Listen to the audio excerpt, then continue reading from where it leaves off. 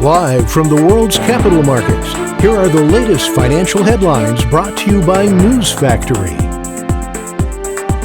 Hello and welcome to Monday's Daily Financial Review.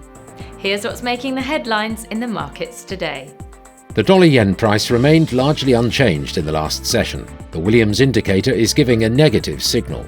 The Bitcoin-dollar pair rose 0.3% in the last session after gaining as much as 1.3% during the session. The MACD's negative signal is in line with the overall technical analysis. The gold-dollar pair skyrocketed 1.1% in the last session. The Williams indicator is giving a positive signal. The oil-dollar pair exploded 2.4% in the last session. The stochastic RSI indicates an overbought market. Coming up, the choices from our chief analysts for today.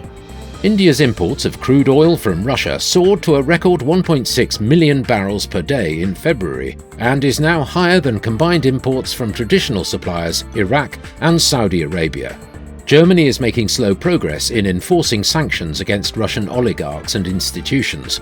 According to the German Finance Ministry, they have frozen around 5.25 billion euros in assets belonging to sanctioned oligarchs since Russia's invasion of Ukraine.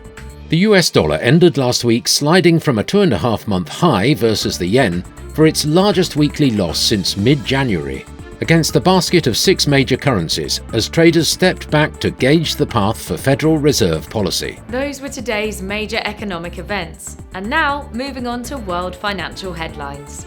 The US factory orders will be released at 1500 hours GMT. The US 3-month bill auction at 1630 GMT. The US 6-month bill auction at 1630 GMT. The Eurozone's retail sales will be released at 1000 hours GMT. Japan's labour cash earnings at 2330 GMT. Japan's JP foreign reserves at 2350 GMT. We hope that you've enjoyed Monday's financial review. On behalf of all of us here, we wish you a productive trading day. Be sure to join us tomorrow morning for the latest news and events from the financial markets.